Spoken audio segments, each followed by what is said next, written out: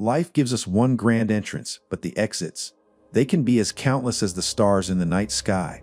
Sometimes, someone simply vanishes, leaving behind a silence that screams louder than any sound.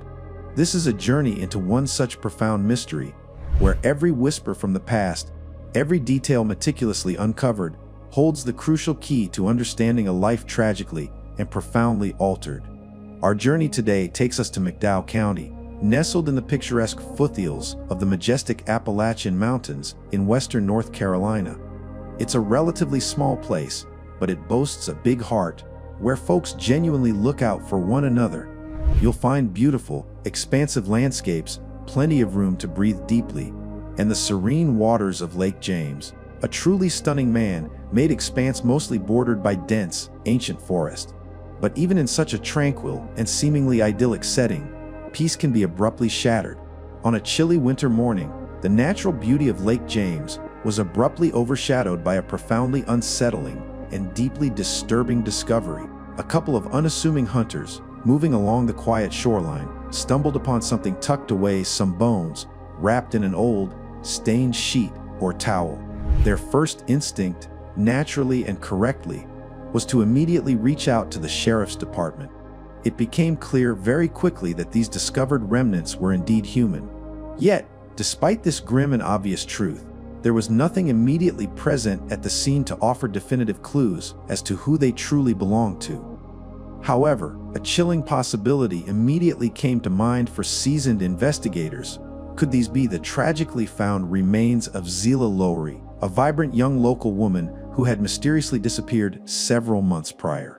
Zila was just 24 when she vanished, a vibrant spirit known for making everyone around her laugh, no matter the circumstance. Her family fondly remembered her as the family jokester, always up for fun. She was popular, deeply loved, and by all accounts, a free spirit who embraced life fully. Police had spent 7 agonizing months searching for her, a period of immense, heartbreaking uncertainty for her loved ones. In any missing persons case, authorities must consider every angle. Could this individual have faced unfortunate circumstances, or had they simply chosen to start a new life elsewhere, far from their past, leaving everything behind? The crucial first step was to identify the remains found at Lake James. They were sent to Chief Medical Examiner, Dr. John Butts. Dr. Butts, a forensic pathologist, describes his field as one of problem solving.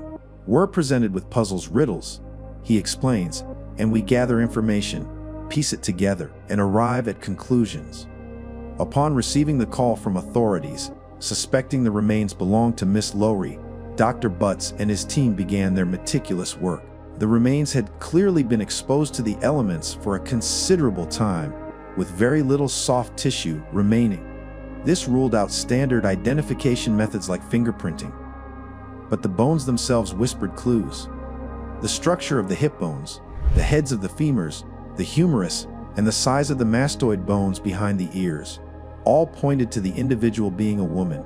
To estimate age, Dr. Butts looked for signs of wear, like spurs on the vertebrae, and observed that all growth plates had matured, suggesting the individual was in her 20s. This evidence strongly hinted at Zila, but a definitive confirmation was vital. Dental examination is often the primary method for identifying skeletal remains. However, it relies on unique features like fillings or specific dental work.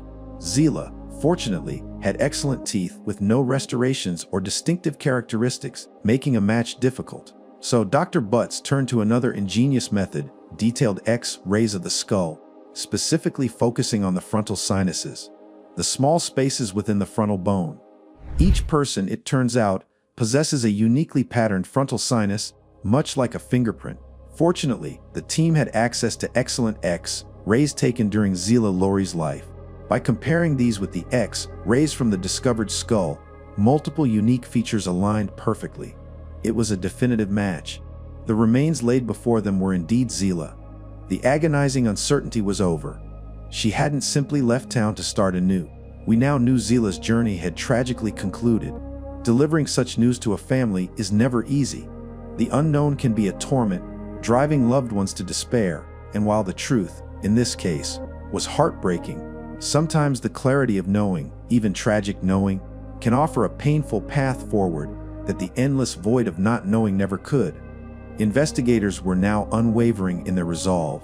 They had to understand how Zila's life had ended and why her form had been abandoned in the wild. Their gaze once again turned to the medical examiner for answers. Part of the vital charge in any such investigation is to determine the very reason a person is no longer with us.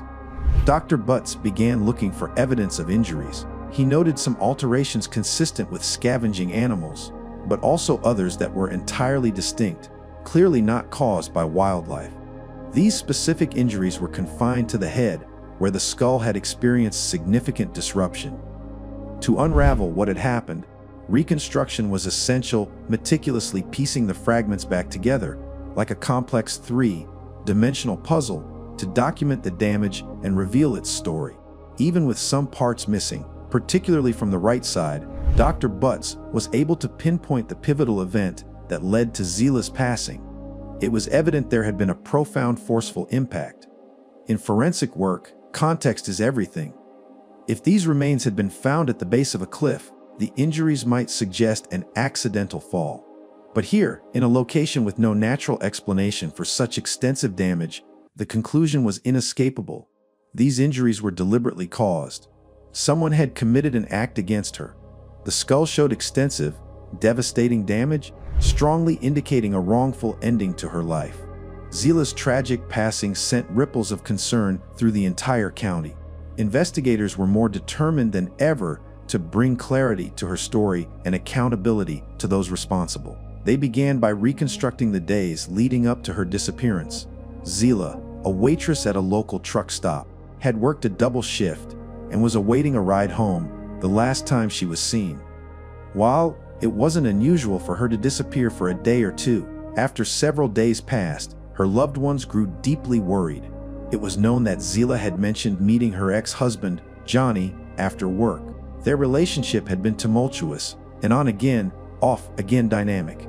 Johnny had even served time in prison, during which they had separated and divorced. As is often the case in such profound mysteries, an ex-spouse is typically among the first individuals considered. So, Johnny immediately became a person of significant interest in the case. Johnny and Zila had married, and tragically, their child had passed away in infancy, leading to their separation. Those interviewed often held suspicions about Johnny. Investigators began with him, gathering his version of events. When Deputy Dudley Green interviewed Johnny about Zila's disappearance and her subsequent tragic circumstances, Johnny claimed complete ignorance. "Don't know anything about it. Never heard of it. She's just my ex, that's all," he insisted. It's a truth in investigations some individuals, for various reasons, especially when speaking to law enforcement, will deliberately avoid the truth. Johnny fit that description perfectly, his evasive behavior immediately raising red flags. Even with a potential alibi, the initial timeline for Zila's disappearance was somewhat vague, making any alibi equally ambiguous. Trying to recall exact details from months or even years past, like where